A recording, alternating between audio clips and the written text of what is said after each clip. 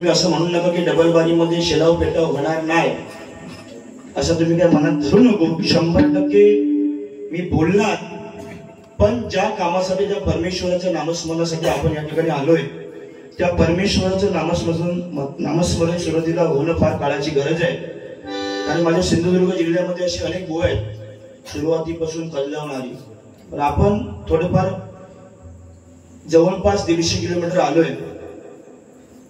ते निदान थोडंफार माझ्याकडून जेवढं जमेल तेवढं मी भजन तुम्हाला दाखवण्याचा प्रयत्न करणार आहे। याचा अर्थ का तुम्हाला भजन माहिती नाही असं मी म्हणणार नाही। काय हो, आपल्या सिंधुदुर्ग जिल्ह्यापेक्षा सुद्धा या रत्नागिरी जिल्ह्यामध्ये रत्न आहेत। आमच्या घराण्यापैकी गौरव पंचांगो अप्रतिम आवाज आहे, बरोबर की नाही? म्हणजे जे आहे ते आहे म्हणण्याची ताकद आहे। पण आमच्या आता नाणी थोडीशी आवडत दिलेली हो, जवळपास गणपती येऊच्या पूर्वी 4 दिवस डबल बारी चालू होती आणि मी लाची बारी बुवा आदल्या दिवशी मिलोडी स्टेशनच्या बाजूला मी केली आणि दुसऱ्या दिवशी मला वाटत नाही मला घरी जाऊन गणपती सजावट करायची वेळ, पण काय लोकांनी स्वीकारले आपल्याला, तिथपर्यंत आपण चालणार आहोत। 20 वर्ष स्वीकारल्याने वयाच्या 9व्या वर्षापासून आणखी 10 वर्षांनी लोकांनी स्वीकारल्याने खूप झाल्या। उभा वास्तव मी या भजनाच्या जीवावरती उभं केलेलं आहे, प्रामाणिकपणे केलेलं आहे। म्हणून मला एवढंच सांगायचं आहे की आयुष्यामध्ये बोलायला शिकायला 2 वर्ष लागतात, पण कसं बोलावं, काय बोलावं याच्यासाठी संपूर्ण आयुष्य काढावं लागतं। कारण जन्म आपल्याला दुसऱ्याने दिलेला आहे, चालायला दुसऱ्याने शिकवलं, शाळेमध्ये दुसऱ्याने टाकलं, मेल्यानंतर तिसरं धुवून मोकळं होणारा हे कोणचा नाही, लक्षात ठेवा। आपण म्हणतो की माझ्याकडे 10 लाखाची गाडी आहे, 50 लाखाची फॉर्च्युनर आहे, मी श्रीमंत माणूस आहे। तो श्रीमंत माणूस या कलियुगातला नाही। ज्याच्याकडे 4 कोटीचा बंगला आहे तो या कलियुगातला श्रीमंत माणूस नाहीये, हे प्रत्येकाने लक्षात ठेवा। तर या कलियुगातला श्रीमंत माणूस जर कोण असेल ना, तर ज्याच्याकडे जिवंत आई वडील आहेत तो या कलियुगातला श्रीमंत माणूस आहे।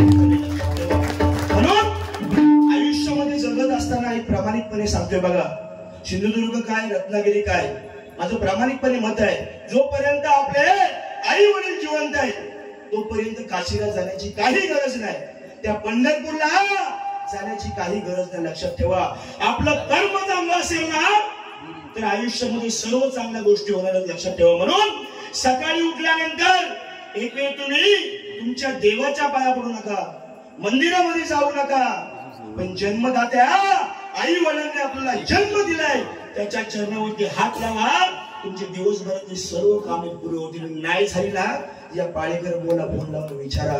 याच्यासाठी देवतारा बघण्याची गरज नाही, देवतारा बघण्याची गरज नाही। आपलं कुणाच्या घराकडे आला तर हात जोडला असता फार मोठा आपण मोठे होणार त्याच्या जीवावरती, बरोबर की नाही? म्हणून ज्याच्या उदरामध्ये आपला जन्म झाला ती माता आणि ज्याच्या उदरामध्ये आपला असतो होणार आहे ती माती, फक्त वेलांटीचा फरक आहे।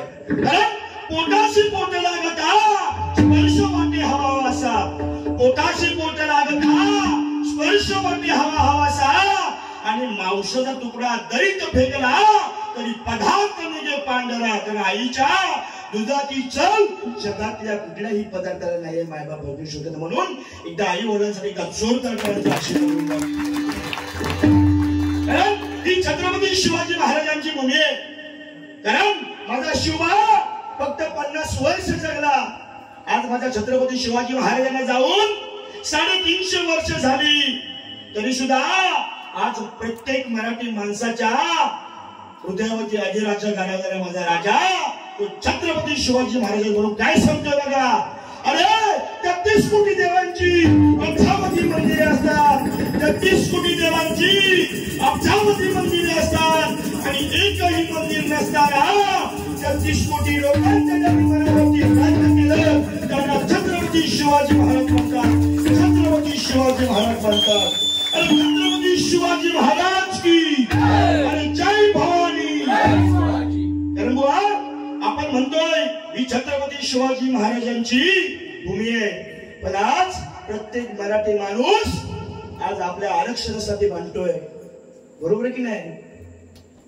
माझं तर प्रामाणिकपणे मत आहे, मी हिंदू आहे, बुवा हिंदू आहे आणि आपण बसलेले सर्व इथे बांधव हिंदू आहात. माझं प्रामाणिकपणे मत आहे. मी कुठल्या पक्षाचा माणूस नाहीये, ना शिवसेनेचा, ना बीजेपीचा, ना काँग्रेसचा. आपला पक्ष एकच आहे. प्रत्येकाने लक्षात ठेवा, मेल्यानंतर पितृपक्ष होणार ना, तो स्वतःच असणार आहे. प्रत्येकाने लक्षात ठेवा. राजकारण हे रक्तात असावं लागतं, ती एका गवळाची कामं नाही. बरोबर की नाही? म्हणून बुवा लक्षात ठेवा, पत्ते जरी भाव नसले तरी जिंकणारा मात्र एकच असतो. अरे पत्ते जरी भाव नसले तरी जिंकणारा एकच असतो आणि एक जरी चार असले तरी जिंकणारा एकच असतो. मालक कुणाचाही असो, नाक फक्त या कामेरकर कुटुंबियांचाच असतो. नाक फक्त या कामेरकर कुटुंबियांचाच असतो. अरे जय भवानी.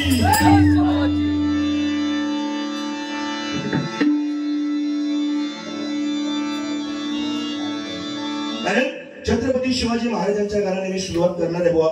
एक गाणं, एक वातावरण निर्मिती होण्यासाठी या ठिकाणी गेल्यानंतर म्हणाल की सुरुवातीला ढोलकी लावली. मजा म्हणून घरगुती बारी आहे, कोण काय घेऊन जाणार नाहीये. तुम्ही म्हणाल की बुवा तुम्ही सुरुवातीला ढोलकी लावला. 100% गजराच्या माध्यमातून माझ्या ज्या काही कला आहेत 100% गोवामध्ये नसणार आहेत. म्हणून मी चाललेलो या कलियुगामध्ये. एवढं जरी नाडी आवड केली तरी लोक मला अजून स्वीकारतं. आता मी हात जोडून दिले, फक्त उद्याची एक डबलबारी करणार आणि शांत बसणार. तेव्हा छत्रपती शिवाजी महाराज म्हटल्यानंतर आपल्याकडे शब्द अपुरे बरोबर की नाही? कारण छत्रपती शिवाजी महाराजांनंतर या महाराष्ट्रामध्ये फक्त एकच राजा होऊन गेला, ते हिंदू हृदय सम्राट बाळासाहेब ठाकरे. बरोबर की नाही? त्याच्यानंतर राजा होणार आहे. लक्षात ठेवा, हे फक्त गुलामीचे राजा. लक्षात ठेवा, पैशाचे राजे या दुनियेत कोण राजा राहणार नाही, फक्त छत्रपती शिवाजी महाराज आणि माझे हिंदू हृदय सम्राट. म्हणून छत्रपती शिवाजी महाराजांसाठी काय शब्द बघा.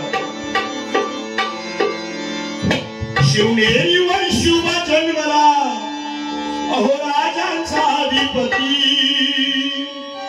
साऱ्या राजांचा अधिपती, दैवत छत्रपती, दैवत छत्रपती, दैवत छत्रपती, दैवत छत्रपती.